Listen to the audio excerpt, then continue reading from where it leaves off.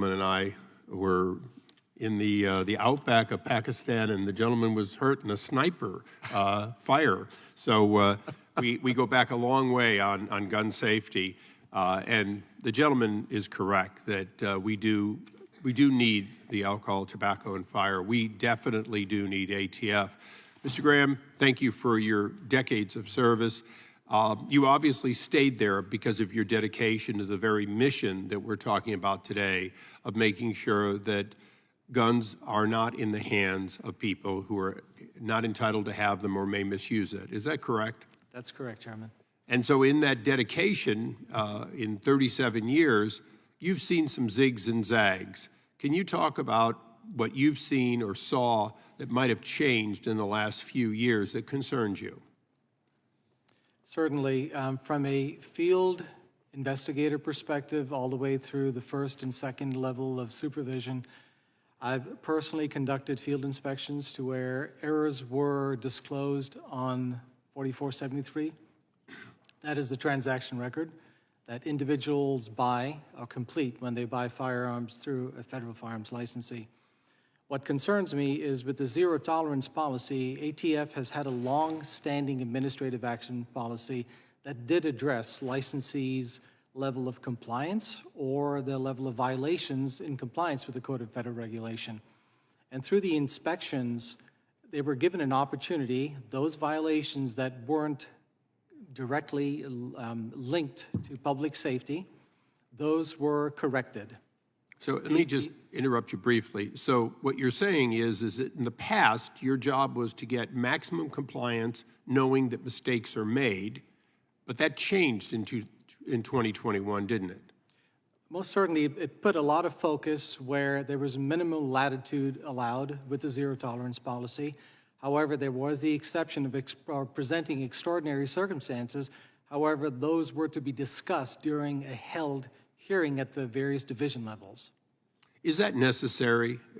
In other words, prior to 2021, do you believe that compliance with the clear threat of both the cost that comes with going to court and the possibility of losing that valuable license was sufficient to get of the vast majority of people to make every effort to comply? Providing that the violations, Chairman, did not have a direct nexus to criminal activity, the FFLs were provided an opportunity to remediate. Basically, it's the investigator's job to ensure that the records that are executed are fully compliant, simply because it's those records that criminal enforcement uses to trace a firearm to the last known legal possessor. And if those records are inaccurate, it could perhaps affect how a warrant is served, who the individual is that may be perhaps looked at. So prior to 2021, there were opportunities using the Administrative Action Program to address violations that were found at a federal firearms licensee, given their previous inspection history considered in the entire process. So let me just give a couple of quick questions, and you may not be the only one that wants to answer it, but certainly during the Obama administration, Operation Fast and Furious went counter to everything you normally did, allowing more than 2,000 weapons to end up in the cartel's hands. That was a deviation from any sensible thing that you saw during most of your 37 years. That was, quite frankly, not what happened during the next 4 years after President Obama. The question is should your agency be able to operate substantially the same without regard to who happens to be in the White House, and should your mission be more consistent and, in fact, looking at what happened with Fast and Furious, what happened in the Obama administration as an attack on guns, and particularly on their ability to collect money, which was a separate program, versus the 4 years of President Trump and the 8 years of President Bush before that, and now President Biden. Do you see kind of a back and forth that reeks, in general, of politics rather than you're being able to do your job in a consistent way? And you can comment on any of these administrations you feel appropriate.